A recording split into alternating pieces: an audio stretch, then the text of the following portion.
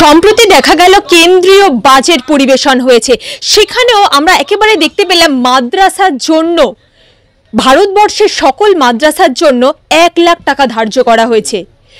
কিছুদিন বাদেই রাজ্যে বাজেট পেশ, সেখানে শুভেন্দু অধিকারীর মুখ থেকে শোনা গেল একেবারে পশ্চিমবঙ্গে নাকি 600টা মাদ্রাসা নতুনভাবে তৈরি করা হবে এবং সেই বাজেট নাকি মাদ্রাসামুখী বাজেট হবে, যেখান থেকে আমি আরেকবার কোট আনকোট যাব, যেখান থেকে ভারত বিরোধী কাজকর্ম শেখানো হয়। আরও একবার রাজ্যের বিরোধী দলনেতার মুখ থেকে একেবারে সরাসরি সাম্প্রদায়িক মন্তব্য। সব মিলিয়ে অন্তঃসার শূন্য, দিশাহীন এবং মাদ্রাসামুখী বাজেট। এই বাজেটে আরো 600 নতুন মাদ্রাসা তৈরি করার কথা বলা হয়েছে, কারণ 7 শেখের মতো আনসারুল বাংলার লোকেরা আবার আসবে, মাদ্রাসা তৈরি হবে খাজেরি মাদ্রাসা, যেখান থেকে ভারত বিরোধী জঙ্গিবাদ, মৌলবাদ সৃষ্টি করা হবে। আর 7 শেখদের আসামের পুলিশ এসে ধরে নিয়ে যাবে, জাভেদ মুন্সিকে কাশ্মীরের পুলিশ এসে ধরে নিয়ে যাবে। আমি প্রথম বলবো 614টি যে মাদ্রাসা আছে পশ্চিমবাংলায়, আনএডেড মাদ্রাসা আছে এবং এমএসকে এসএসকে যেগুলো আছে, সেই শিক্ষা প্রতিষ্ঠানে কিন্তু মুসলিম ধর্মীয় ছাড়া অন্যান্য ধর্মের মানুষও কিন্তু শিক্ষকতা করছেন এবং অন্যান্য সম্প্রদায়ের ছেলেমেয়েরাও পড়াশোনা করছে।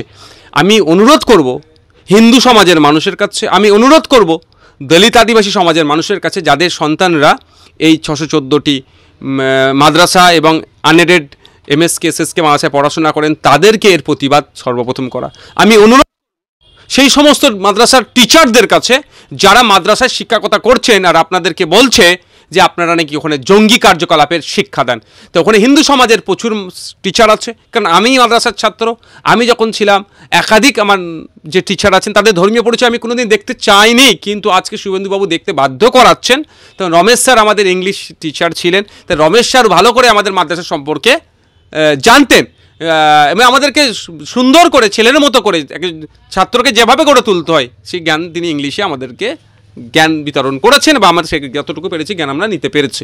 তো রমেশ স্যারের মতো অনেক স্যারই আছেন যারা মাদ্রাসায় শিক্ষকতা করেন, তাদের কাছে অনুরোধ আমার যে আপনারা অন্তত একবার করে এবার মুখ খুলুন। বিরাই সময় দেখি মাদ্রাসাকে যেন লক্ষ্যবস্তু করা হয় আক্রমণের, কিন্তু দুর্ভাগ্যের বিষয় এই প্রতি উত্তর মুসলিমরাই কেন দেবে? মাদ্রাসায় প্রায় 10 to 15% নন মুসলিম ছাত্রছাত্রী আছে, মাদ্রাসার টিচার 50% আছে, মুসলিম নন মুসলিম 50% টিচার আছে। তাহলে মাদ্রাসা যদি জঙ্গি কার্যকলাপ হয়, তাহলে শুভেন্দু অধিকারী যে ধর্মের অনুসারী সেই ধর্মের 50% টিচার আছে, তারা কি 50% টিচারও কি জঙ্গি? একজনকে 100% জঙ্গি তৈরি করার ক্ষেত্রে 50% আবেদন থাকছে। এটা কিন্তু আমি টিচার আমাদের শিক্ষাগুরুদের কাছে আমি প্রশ্নটা ছুড়ে দিলাম। এবার আসা যাক, শুভেন্দুবাবু আজকে রাগের ক্ষোভের বহির্প্রকাশ হচ্ছে। শুভেন্দুবাবু এখানে যতই চিৎকার করুক না কেন, তার দলের একটা কোনো জায়গায় একটা আমার সেটিং দেখতে পাচ্ছি, সেই বিভিন্ন ক্ষেত্রে ইডি সিবিআই তিলোত্তমা থেকে শুরু করে বিভিন্ন ক্ষেত্রে। এখন যে কথা উনি বললেন, আজকে গভর্নর স্পিচ ছিলেন, সংবিধানের 175 নম্বর আর্টিকেল অনুযায়ী গভর্নরের একটা স্পিচ দিয়েছিলেন। সে গভর্নরের স্পিচ সম্ভবত রাষ্ট্রপতি বা রাজ্যপালের ক্ষেত্রে সরকার পক্ষ তৈরি করে দেয়, সেটা অ্যাডিজিস্ট বললে বা কেউ কী হয় একটা থেকে যায়। তো আজকে গভর্নর স্যার বিভিন্ন বিষয় ডেভেলপমেন্টের কথা রাজ্যের যেটা বলতে বলেছেন, ওনাকে লিখিত দিয়েছেন, সেভাবে বলতে একটা জায়গায় বলেছেন যে পশ্চিমবাংলায় 300 মাদ্রাসাতে, যে 300 মাদ্রাসা অলরেডি আছে, সেই মাদ্রাসায় 600 স্মার্ট ক্লাসরুম হবে, অর্থাৎ প্রতিটা শিক্ষা প্রতিষ্ঠানে 2টো করে ক্লাসরুম হবে, স্মার্ট ক্লাসরুম, যেটাকে আমরা ডিজিটাল বলছি। এটা করার উনি তাও কি প্রস্তাব রাজ্য সরকার এমই দপ্তরকে, মাদ্রাসা মাইনরিটি অ্যাফেয়ার্স অ্যান্ড মাদ্রাসা এডুকেশন দপ্তরকে অনুমোদন দিয়েছে। এখনও হয়নি, কারণ হয়নি এটা বলছি, আমি 2021-এর পরে বিধানসভা এসেছি, অনেক প্রস্তাব এসেছে, এই ধরনের প্রস্তাব এসেছে, কিন্তু অনুমোদন এখন থাকলেও এখনও ফুলফিল হয়নি। অনেক টাকা বরাদ্দ করেছে মাদ্রাসা শিক্ষার জন্য, কিন্তু বা মাইনরিটি ডেভেলপমেন্টের জন্য, কিন্তু সেই টাকা খরচ হয়নি। তো এটাকে শুভেন্দুবাবু সামনে রেখে যেভাবে মাদ্রাসার প্রতি তিনি বিষোদাগার করলেন, এটা মেনে নেওয়া যায় না। সম্পূর্ণ আমি মনে করছি শুভেন্দুবাবু উদ্দেশ্য প্রণীতভাবে মাদ্রাসা শিক্ষা ব্যবস্থাকে দেখে দিতে চাইছেন। শুভেন্দুবাবুকে বলবো খাগড়াগড় থেকে শুরু করে বিভিন্ন ক্ষেত্রে মাদ্রাসাকে অনেক অভিযোগ দেওয়া হয়েছিল। কদিন আগে আপনার মুর্শিদাবাদে নাকি জঙ্গি ধরেছে, সে এক জায়গায় টিউশন পড়ায়, সে টিউশনের জায়গাটাকে মাদ্রাসা বলে দেখে দিয়েছিল। আর যেই মাদ্রাসাটাকে জঙ্গি পড়াচ্ছে বলে, জঙ্গি কার্যকলাপ হচ্ছে বলে, ওখানে ট্রেনিং হচ্ছে বলে দেখে দেওয়ার চেষ্টা হয়েছিল, সেই মাদ্রাসার কর্তৃপক্ষ তো মামলা করবার জন্য প্রস্তুত নিয়ে নিয়েছে।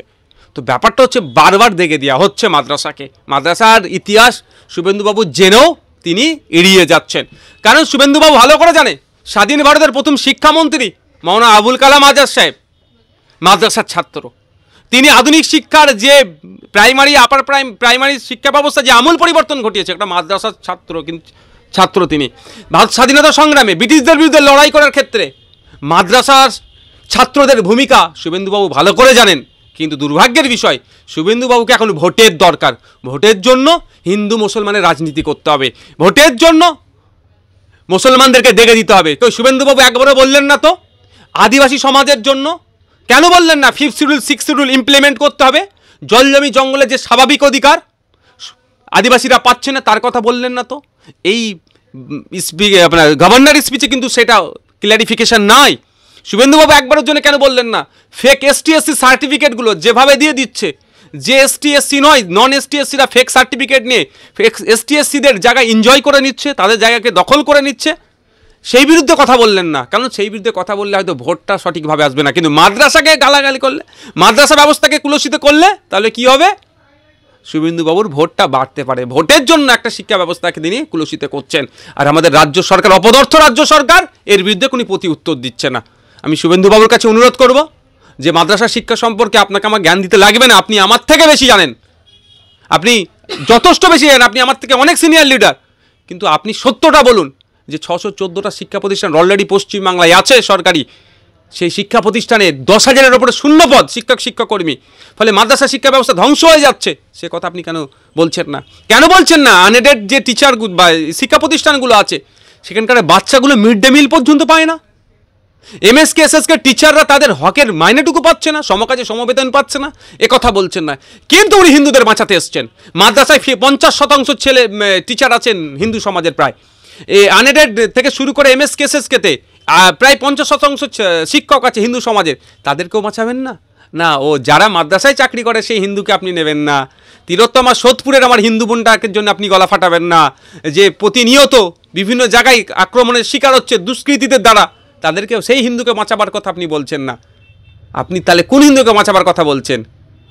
সেটা বাংলার হিন্দু সমাজের কাছে বলবো, ঠিক যেভাবে মমতা ব্যানার্জি 2011 সালে বলেছিল যে মুসলমান খাতরে মে হ্যাঁ, মুসলমানকে বাঁচাবার নাম করে মানে খারাপ ধ্বংসের দিকে ঠেলে দিচ্ছে, ঠিক একইভাবে 2014 সালের আগে বলেছিল হিন্দু খাতরে মে হ্যাঁ, বলার পরও হিন্দু ভাইরা আছে তলনিতে চলে যাচ্ছে। 2026 এসেছে, বুঝে শুনে ভোট দেন।